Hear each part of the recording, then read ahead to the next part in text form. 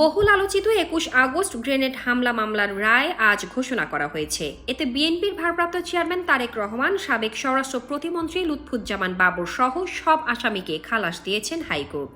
আর এ রায়ে শুধু বিএনপি নয়, লুৎফুজ্জামান বাবরের স্ত্রী তাহমিনা জামানও সন্তুষ্টি প্রকাশ করেছেন। তাৎক্ষণিক এক প্রতিক্রিয়ায় তিনি বলেছেন, দীর্ঘ অপেক্ষার পর অবশেষে ন্যায় বিচার পেয়েছি, এজন্য মহান আল্লাহ তাআলার প্রতি শুকরিয়া জানাই, আলহামদুলিল্লাহ। রোববার মৃত্যুদণ্ড থেকে লুৎফুজ্জামান বাবরের খালাস পাওয়ার পর তিনি কথা বলেন। আল্লাহর দিকে চেয়েছিলাম ন্যায় বিচারের জন্য।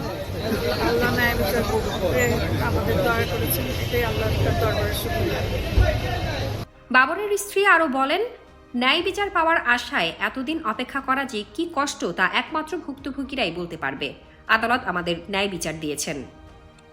রোববার দুপুর 12:15টার দিকে বিচারপতি AKM আসাদুজ্জামান ও বিচারপতি সৈয়দ এনায়েত হোসেনের হাইকোর্ট বেঞ্চ ২১শে আগস্ট গ্রেনেড হামলার মামলায় যাবজ্জীবন কারাদণ্ডপ্রাপ্ত বিএনপির ভারপ্রাপ্ত চেয়ারম্যান তারেক রহমান ও সাবেক স্বরাষ্ট্র প্রতিমন্ত্রী লুৎফুজ্জামান বাবর সহ সব আসামিকে খালাসের রায় দিয়েছেন।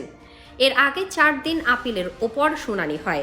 শুনানি শেষে রায়ের জন্য আজকের দিন ধার্য ছিল। আদালতে আসামিদের পক্ষে ছিলেন আইনজীবী SM শাহজাহান ও আইনজীবী মোহাম্মদ শিশির মনির। তারা এই মামলা শুরু থেকে আসামি পক্ষে শুনানি করেছেন। প্রসঙ্গত ২০০৪ সালের ২১ আগস্ট বিকেলে রাজধানীর বঙ্গবন্ধু এভিনিউয়ে আওয়ামী লীগের সমাবেশে গ্রেনেড হামলা চালানো হয়। ওই হামলায় আওয়ামী লীগের মহিলা বিষয়ক সম্পাদক আইভি রহমান সহ ২৪ জন নিহত হন। আহত হন শেখ হাসিনা সহ আওয়ামী লীগের কয়েকশো নেতাকর্মী।